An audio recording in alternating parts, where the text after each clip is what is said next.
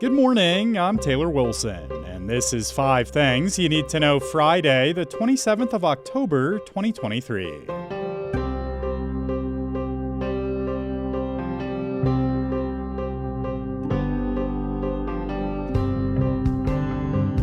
Today, the search continues for a suspect in this week's Maine shootings. Plus, we look at the major challenges the new House Speaker faces, and the United Auto Workers have reached a tentative deal with Ford. What's that mean for the workers and the strikes going forward?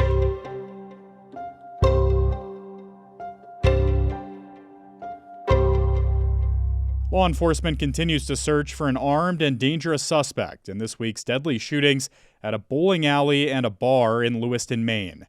18 people were killed and 13 injured in the rampage, according to the state's governor, Janet Mills. School districts canceled classes, and authorities warned residents in and around Lewiston to stay inside and lock their doors. Authorities are searching for a man named Robert Card, a 40-year-old Army reservist who police identified as the suspect in the case. A vehicle believed to have been driven by Card was found near a boat ramp about 8 miles from Lewiston, and lockdowns have extended as far as 50 miles away from the shooting sites. Authorities have not released the names of victims, but loved ones have begun confirming their deaths. A volunteer youth bowling coach and a bar manager whose father said tried to confront the gunman were among those killed. Additionally, Steve Vozella went to play cornhole at the bar Wednesday night where the shooting took place, attending with around 10 other deaf adults. His wife, Megan Vozella, said as of yesterday that she had not heard from her husband. She said on Facebook Messenger, quote, "I am so overwhelmed and angry at the shootings." The House has a new speaker, Congressman Mike Johnson. But Johnson has some major immediate challenges on the job. I spoke with USA Today Congress, campaigns, and democracy reporter Sudiksha Kochi for more. Sudiksha, thanks for hopping on. Thanks for having me. So let's start with some basics here at the top. Who is new House Speaker Mike Johnson? Representative Mike Johnson represents Louisiana's 4th Congressional District.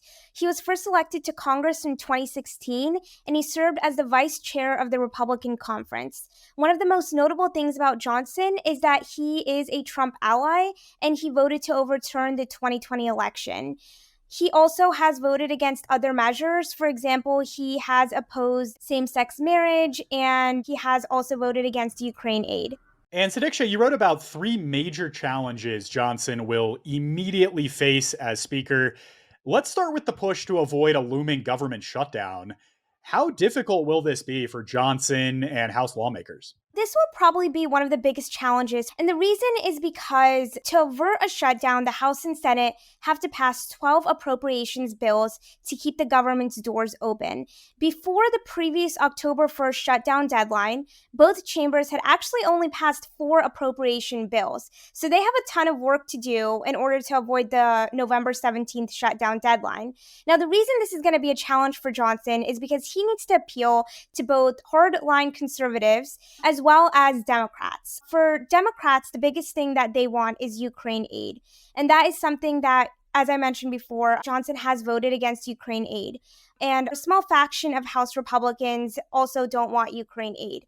So he's going to have to compromise, and he's going to have to work with both parties in order to get appropriations bills passed. Now, former House Speaker Kevin McCarthy had difficulty getting Republican votes for an appropriations bill that could pass the House. If Johnson is able to get Republican and Democrat votes for appropriations bills, he also needs to consider that these bills need to pass the Democratic-led Senate and also be acceptable to President Joe Biden. So at the end of the day, he will actually need to work with Democrats in order to avert a shutdown and pass all the spending bills. And Sudiksha, you mentioned Ukraine aid. When it comes to aid for not just the war in Ukraine, but also the Israel-Hamas war, what obstacles are in the way here?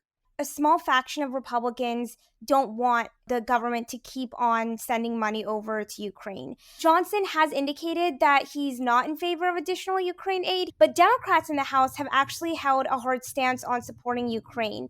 Passing these aid packages will require compromise on the part of all parties.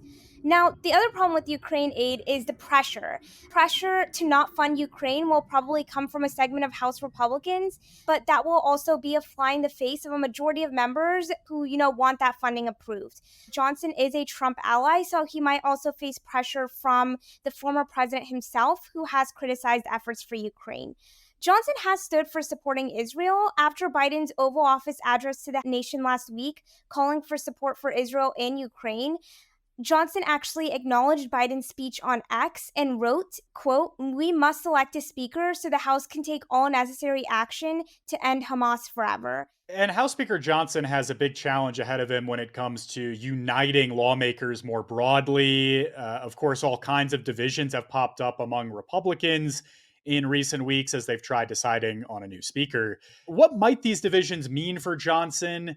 And also, what does his relationship look like with Democrats across the aisle? You raise a good point. Tensions between moderate and hardline conservatives in the Republican Party actually continue to grow. We've seen that after 8 Republicans had basically teamed up with Democrats to oust former House Speaker Kevin McCarthy, and the multiple rounds of voting that actually took place after to get a new nominee elected to the speakership. So what this means for Johnson is, he really needs to be able to compromise on both parties in order to keep that speakership. But it might also mean having to appeal to those hardline conservatives who might not be happy with some of the actions that he takes if he does choose to work with Democrats. Some experts have pointed out that the House isn't known for being a bipartisan institution, and he doesn't really expect Johnson to change that. When it comes to Democrats, Johnson's history voting against certifying the 2020 election and opposing same-sex marriage. So there are some challenges that Johnson will be facing as House Speaker, and we shall see what he does with his speakership. All right, Sudiksha Kochi, great insight for us as always. Thank you, Sudiksha. Thank you, Taylor. The United Auto Workers announced a tentative labor agreement with Ford late Wednesday.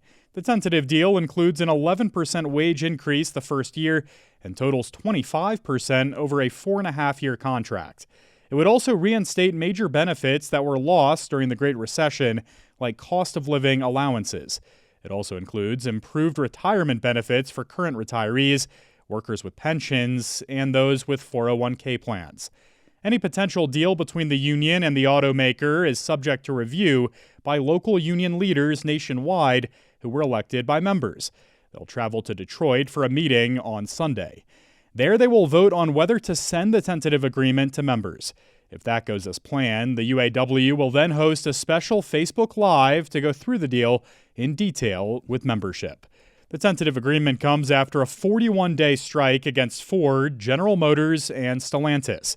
The strike will continue against GM and Stellantis since those companies and the UAW have yet to reach an agreement on a new contract. This month's Israel-Hamas war has generated a new level of activism on college campuses over the Israeli-Palestinian conflict, according to experts. Instead of uniting for cause, students are shouting down their classmates and holding dueling protests. Experts say the tumultuous scenes have been fueled by an increasingly bitter social media landscape, along with dynamics that are more nuanced than other controversies that have divided college campuses in the past. The surge in campus activism has left some students and their parents scared, while triggering criticism of how university leaders are handling tensions. Some pro-Palestinian activists say they've faced Islamophobia, have been harassed, and had their personal information published online. Some Jewish students say they feel intimidated by the spread of anti-Semitic social media posts and protests. And some rich donors have pulled support over accusations of anti-Semitism. Students are arguing over a number of issues around the war and decades of historical context in the region. They're arguing about whether and how Israel has the right to defend itself from terrorists, how Israel has treated Palestinians, and whether criticisms of Israel and the Israeli government should be interpreted as attacks against Jews, among other issues. And it's not limited to students. Faculty members have also been targets of criticism by their colleges over statements and assignments connected to the war. You can read this full story with a link in today's show notes. Hillsdale College faces a lawsuit over allegations that it failed students who reported sexual violence. And the suit against the Christian college could lead to more federal oversight for religious schools across the country. I spoke with USA Today investigative reporter Chris Quintana to learn more. Chris, thanks for hopping on. Thank you so much for having me. Chris, what exactly happened here? Yeah, this is really a story about two young women who've experienced a series of betrayals, right? They were betrayed by young men who they thought were their friends and who they say raped them. They told me that they were betrayed by their institution. They went looking for answers in sort of the aftermath of being raped. They didn't know what to do, if they were even raped, and if their experiences would qualify as such, and where to seek out resources for their mental health, and just, documenting everything all together. They said that they did not get that from Hillsdale College. And so that's part of why they're filing a suit here. They want to change how the school responds to sexual assault for future students. And they're seeking attorney's fees as well. And Chris, how is the school responding to this suit? So the school at this point, they're not commenting too detailed with the particulars of the accusations made by the students, but they are saying at this point that they are serious mischaracterizations of Hillsdale College's campus culture and its sexual assault policies. So they're pushing back on this at this point, and they say that they have processes in place that protect victims, protect the accused perpetrators as well. Hillsdale takes no federal dollars and is therefore exempt from protocols under Title IX. But Chris, the suit argues the school does get federal backing because it's tax exempt as a religious institution.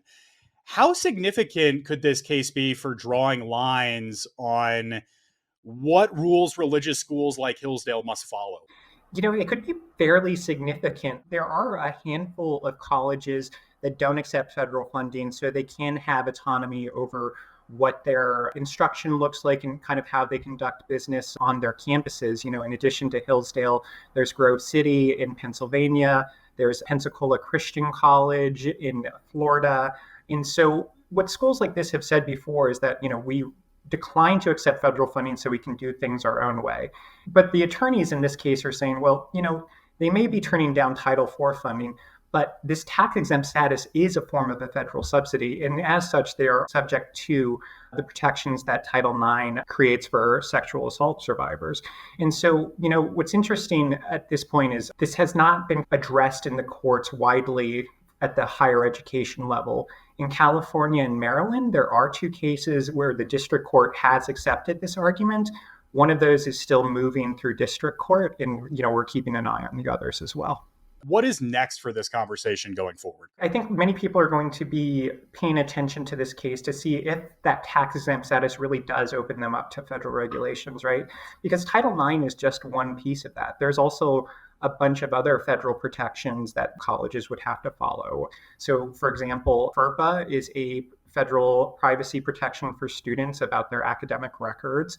There are also, as far as Title IX is concerned, it applies to sexual harassment, but it also applies to men's and women's sports, right? And so this has wide-ranging implications, especially for institutions that have kind of prided themselves on this carve-out. All right, Chris Quintana, fantastic insight for us here on a difficult story and an interesting series of cases. We'll be keeping our eye out for it. Thank you, Chris. Thank you. Thanks for listening to Five Things. We're produced by Shannon Ray Green, and our executive producer is Laura Beatty. If you have any comments, you can reach us at podcasts@usatoday.com. I'm Taylor Wilson, back tomorrow with another episode of Five Things.